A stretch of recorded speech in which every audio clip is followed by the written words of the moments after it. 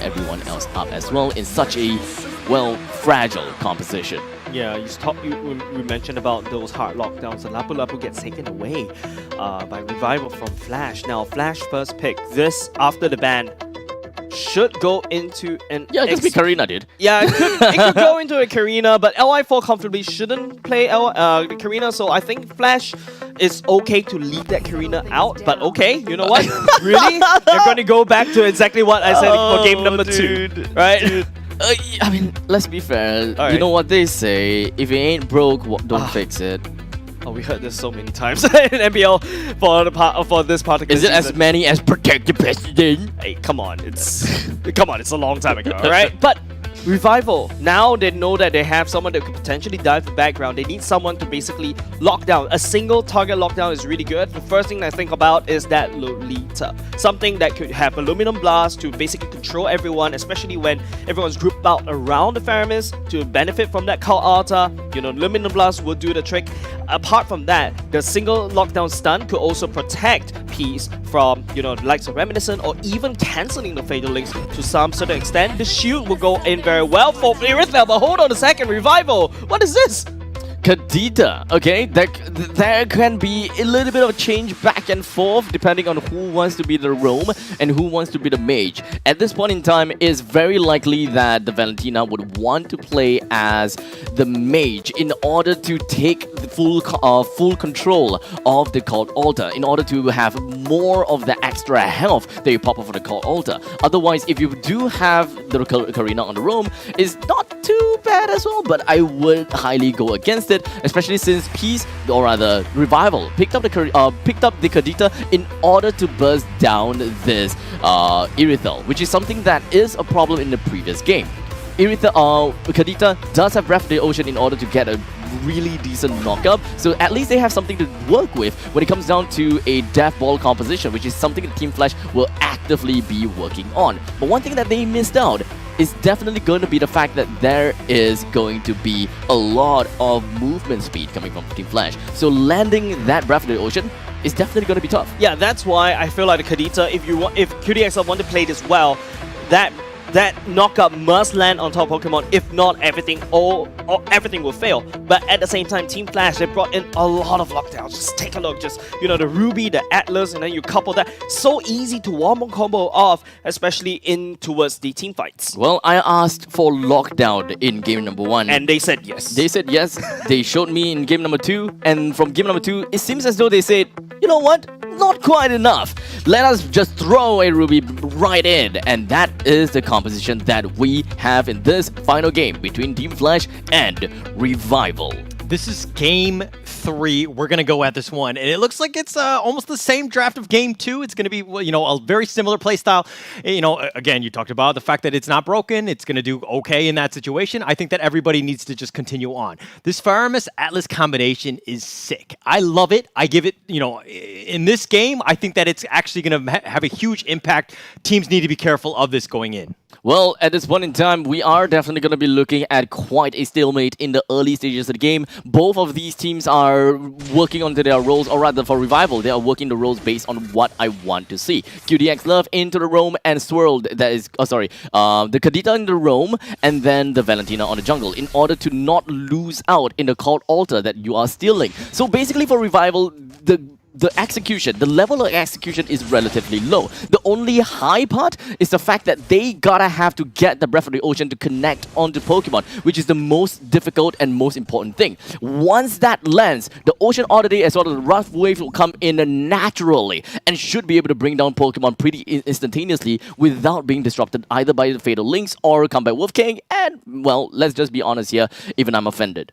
Kadita picked 3 times before that. It's won once, right? The impact of it, yes, it can happen, but you got to make sure that you find the right target, right? It's very difficult to do to be able to burst it, especially when you have a Faramis against the enemy team. I think that this is something that they do need to be careful about because you're putting your eggs in one basket. You're looking for that wombo combo, that rough alt that, you know, that just kind of takes over the team fight. But with the amount of sustain that Team Flash, it seems like their lineup is so easy to play into this one.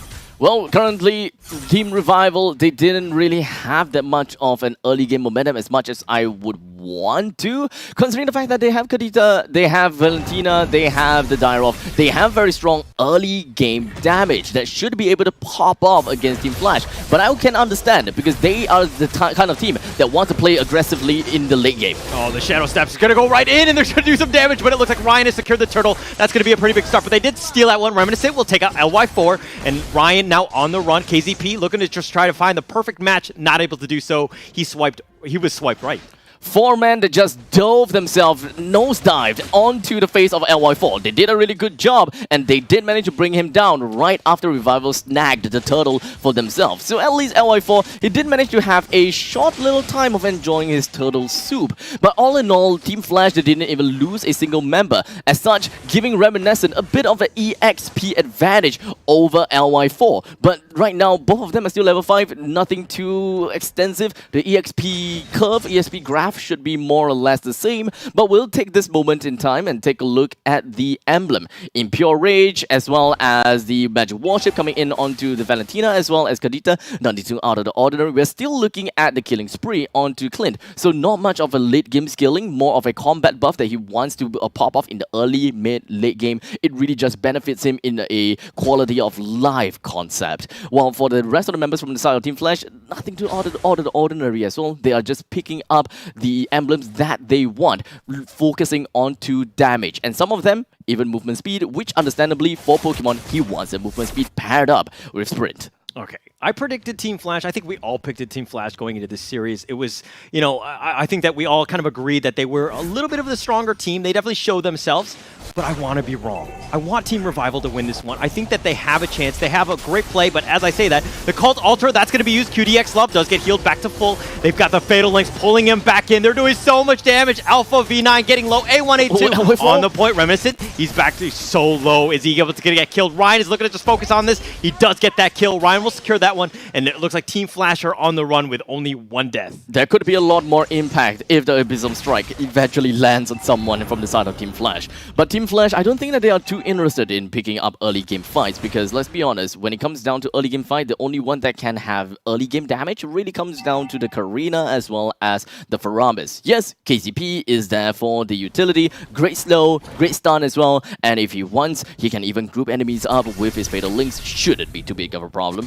Yeah, it should not be too big of a problem, but it's one of those situations where can you find the right target? Are you able to just make sure that you're in isolated, or you find that right target? But okay, Kayzeepi looking to stick around with Ryan. Ryan doing a good job of zoning, making sure that nobody gets near.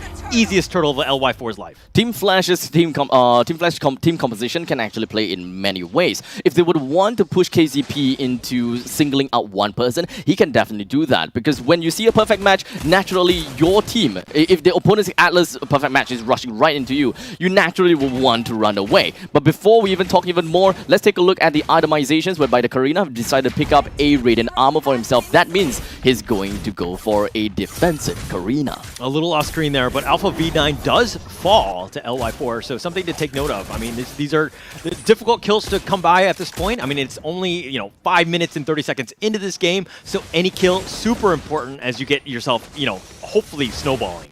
Well, when it comes down to Alpha V9 playing as a Ruby, you can't expect to have a thick amount of health in the early stages. You're really just sustaining. As such, if you do not have a lot of ways to deter the aggression coming from LY4, who will drop your physical defense down to 70%, you can't really do much. The perfect match, the flicker, that's going to be on point. Pieces have been eliminated. That was very well played.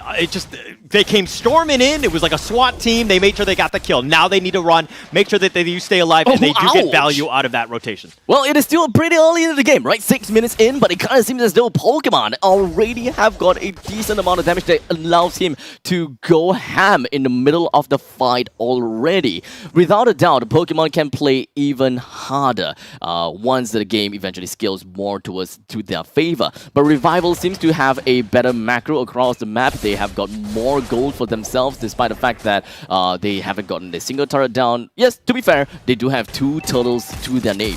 Yeah, actually, turtles are very important, right? Let's be honest. It's all about the objectives, making sure that you're in there. And there's a reason why Revival, I mean, yeah, the kills are 2-2, but they have a net worth lead. It's all that, it's the objectives, it's being able to cut the minions. Look at how much damage Ryan is doing just by being a nuisance, making sure that it's very difficult to get any sort of rotation going up in the XP lane. But let's look at this turtle. Team Flash, they're going to start this one off. Kayzeepi doing a little bit of scouting action right now. It's definitely fun to see both of these teams, right? Esmeralda and Ruby. Eye for an eye, tooth for a tooth, creep for a creep. The rest of the members coming from the side of Team Flash and Revival finally met up with one another, and there we go, rough waves. Cult Altars, that's going to be used. Kayzeepi getting a little bit low. It looks like he's going to be next on the list. He gets healed, and they'll continue to fight. A1, A2 is going to be on target. LY4 securing that one. Swirled is down as well, and Pokemon has been killed, and that's your damage. Alpha V9 now running for his life. Ryan does not care. He's got the shield. He does have it, but the turret is starting to get in the way. He's doing some damage, and he goes for the ult, and he doesn't go for that one, but he will pay with his life. So what's that worth it? I don't know if that was worth it. I mean, technically speaking, it's not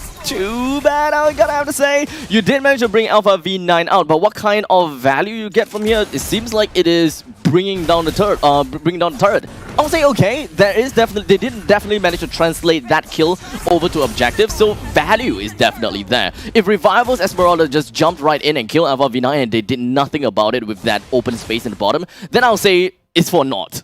Yeah, to be honest, I don't really like that play. I think it's one of those things where, haha, I killed him, but at the end of the day, I think you need to stay alive, right? You need to ensure that you do secure that. Oh, but Ryan, now you're by yourself. Speaking of trying to stay alive, Ryan is under turret, and this is a 3-man rotation. Pretty huge, but do they get the turret? Yes, they do.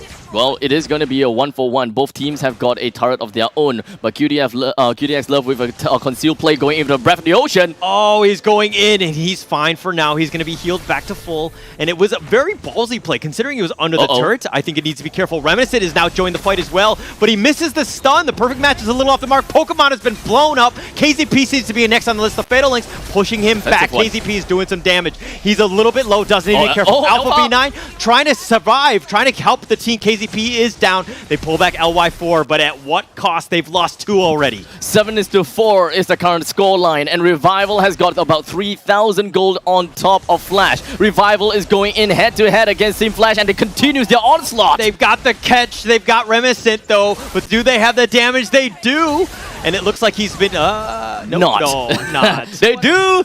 Not, unfortunately. Revival definitely tried whatever they can to bring down this Reminiscent, this Karina, but he's still a little bit too tanky. Another Cult Altar completely keeping him alive. Swirled went for all of it. We tried to go for Pokemon, who was incredibly low. Just not enough at the point, but really smart play and fast fingers by A1, A2. Big clutch tool coming in from Team Flash. Understandably, they have the Faramis. They can do whatever that they want. And of course, even if Faramis do go down in the early stages of the fight, he can just still come back pretty darn fast and give in a lot of value due to the fact that, well, he's got the souls, he'll be able to come back from the dead. It's like you never even closed the casket. All right, here's my problem with Revival, is that they're trying to go for the bursty plays against Team Flash, which is all about the sustain. They have that protection. That Cult Altar is incredibly huge. You do need to be careful. Either you bait it out, you retreat, you go back and win when it's on cooldown, or you maybe get a pick off, you get lucky. You do not go in, especially when the enemy team is grouped up with all 4 or 5 in that mid lane. Here's the thing, Team Revival, they have made 2 main damage dealers, A1, A2, as well as Pokemon. Reminiscent can be the one that deals relatively good true damage, only if the opponent's health is coming down to an all-time low. And that is how you eventually end a fight, or rather end someone. If you don't have Pokemon, if you don't have A1, A2, I gotta have to say, Reminiscent will have some trouble dealing enough damage over to the slightly, fragile lineup of Revival. Even though they are slightly fragile, he still won't do much damage. Oh, they've got the pullback on Ryan. He's going to scout out all 3 and hiding in that shrub right there. But the Lord continuing to be tanked by Reminiscent. Kayzeepi sticking on the wings. He's trying to do as much, just hopefully somebody steps out. They need to be careful with how they proceed. They got the pullback, Alpha V9, and they're going to look to just fight with this one. He flickers to safety. It looks like their Cult Altar is going to be used a little bit early, but Pokemon is not able to find a beat. A1, A2 does need to be careful. Lord is getting low as well. They have the nice 2-man stun right there. LY4 is looking to go this. He gets the heal. Kayzeepi has been taken out. That's a lot of the control, and it looks like Revival have done this. They've gotten Pokemon, Alpha V9, rack him up, and Reminiscent is down as well.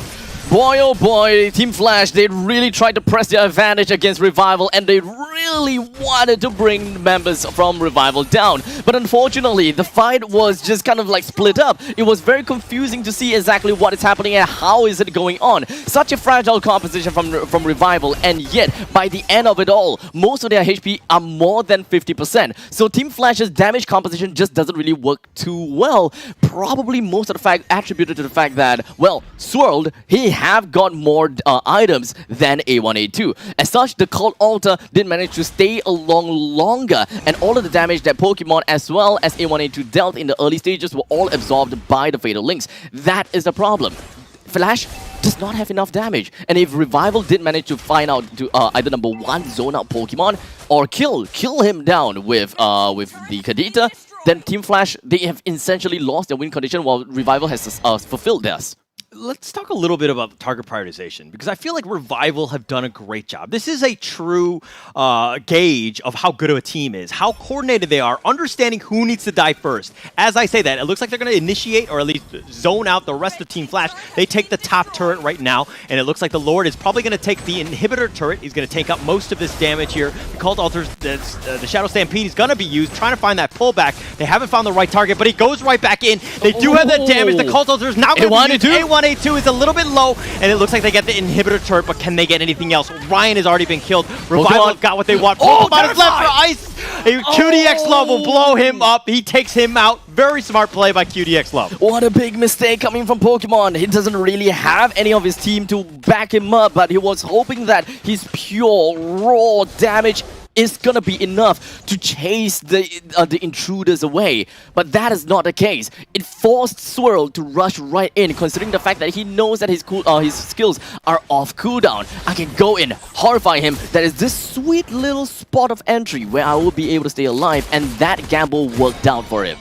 Look at Team Revival, man. Like this is a team that has come from the pits all the way back up. This is if they pull this one off, this would be their 4th match in a row that they've won. This is a team completely on the rise, finding their groove, figuring out who's really working together. They're playing well as a team, and they're just doing everything right now. Well, I gotta have to say, when it comes down to Revival, it definitely took some time for us and maybe even the viewers to understand how strong they are, how much impact they are playing in their own games. Because just by looking at them, sometimes you would just be like, yeah, you know what, I can beat them. But when you are in the game with them, you just realize you are just a sitting duck. You don't even know why certain things happening, and this just puts the beauty onto Revival. No one knows the beauty of Revival, only themselves.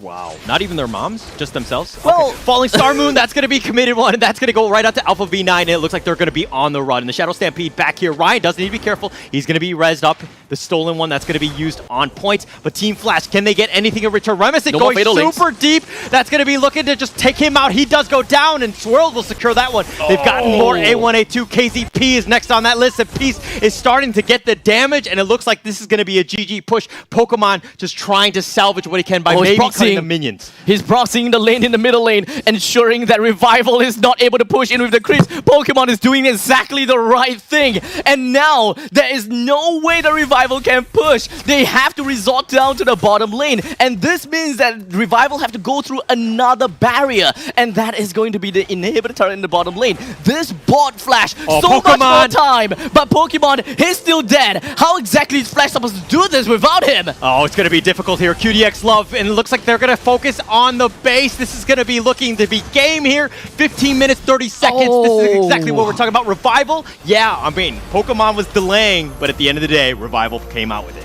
It would have been a lot better if Pokemon didn't go down, but it's unfortunate. He's already bought so much time. He has extended his death timer, and no matter what he was trying to do, he's playing his absolute best.